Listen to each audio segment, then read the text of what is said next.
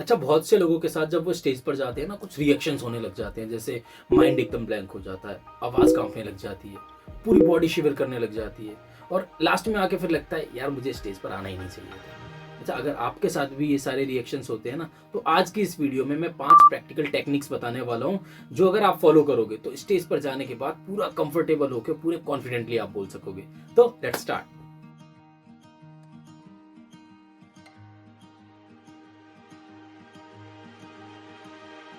चलिए, बात करते हैं स्टेप 1 की। स्टेप 1 है, सबसे पहले हमें अपने माइंडसेट पर काम करना है। हमें अपने माइंड को समझाना है कि नर्वसनेस इज नॉर्मल। अगर आप नर्वस हो रहे हो तो इट इज वेरी नॉर्मल। आज भी जब एक्सपीरियंस स्पीकर्स स्टेज पर जाते हैं तो स्टेज पर जाने से पहले उन्हें भी नर्वसनेस फील होती है। डिफरेंस सिर्फ इतना है कि वो अपनी नर्वसनेस को कंट्रोल करना जानते हैं। तो हमें करना क्या है, जब भी आप स्टेज पर जाने से पहले कभी नर्वस हो तो अपने आप को सिर्फ 2 सेंटेंस आपको बोलने हैं। It's okay, it's normal, I am prepared.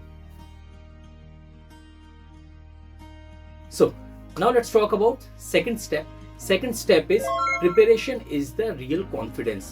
आपको प्रिपेयर होके जाना है। सबसे बड़ा जो रीजन है फियर आने का, स्टेज फियर होने का, वो है लैक ऑफ प्रिपरेशन। आप प्रिपेयर होके जाओ, प्रिपरेशन पूरी करके जाओ। अच्छा, प्रिपरेशन आपको करनी किन चीजों की है? केवल 3 चीजों की आपको प्रिपरेशन करनी है। पहली, ओपनिंग लाइन। आप अपनी ओपनिंग प्रिपेयर कर लो अच्छे से कि आपको किस तरीके से ओपनिंग करनी है। उसके बाद आ जाते हैं आपके मेन पॉइंट्स, किन किन पॉइंट्स के ऊपर आपको बात करनी है। और तीसरा आपकी closing.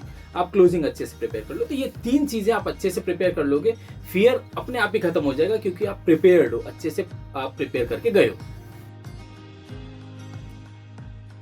So now let's talk about step 3। Step 3 है प्रैक्टिस आउट लाउड।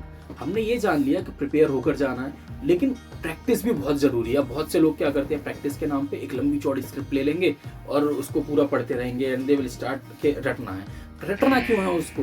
आपको थोड़ी एट द एंड के एग्जाम देने जाना है, 100 में से 90% मार्क्स लेके आना है, ऐसा नहीं है। आपको अपने आप को प्रेजेंट करना है, तो रटने की कोई जरूरत नहीं है। आपको प्रैक्टिस करके जानी है। प्रैक्टिस कैसे होती है? मन में पढ़ के नहीं, प्रैक्टिस करो लाउडली, बोल बोल के प्रैक्टिस करो। आप चाहे तो मिरर के सामने खड़े होकर प्रैक्टिस कर सकते हो, या आप चाहो अपनी वीडियो रिकॉर्ड कर लो।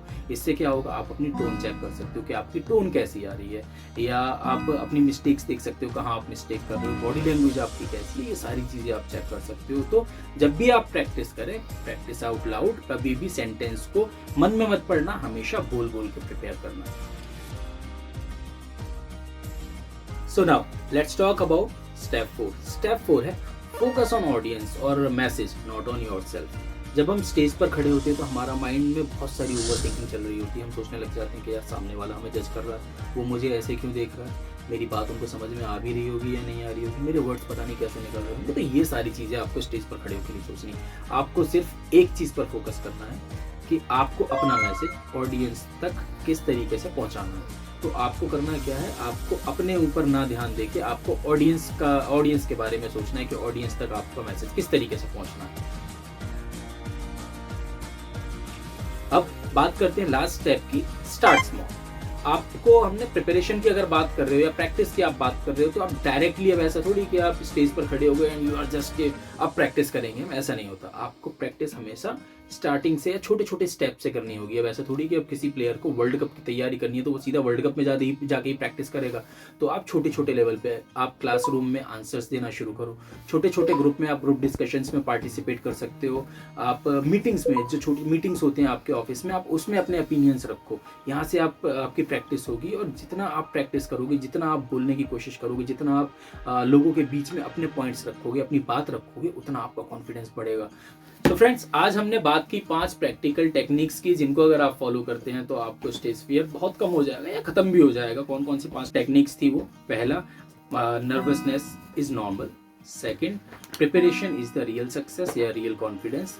तीसरे की बात करें तो third step was practice out loud. चौथा, focus on message, not on yourself. पांचवा, स्टार्ट स्मॉल। तो इन सबको आप फॉलो करें, इन सारे स्टेप्स को आप फॉलो करो, आपकी स्टेज फियर बहुत कम हो जाएगा। और ये वीडियो अगर आपको पसंद आई हो तो लाइक जरूर करें, और अपने किसी ऐसे फ्रेंड को जरूर भेजना जिसको स्टेज पर जाने के नाम से पैर कांपने लग जाते हैं, पूरी बॉडी कांपने लग जाती है। Thank you.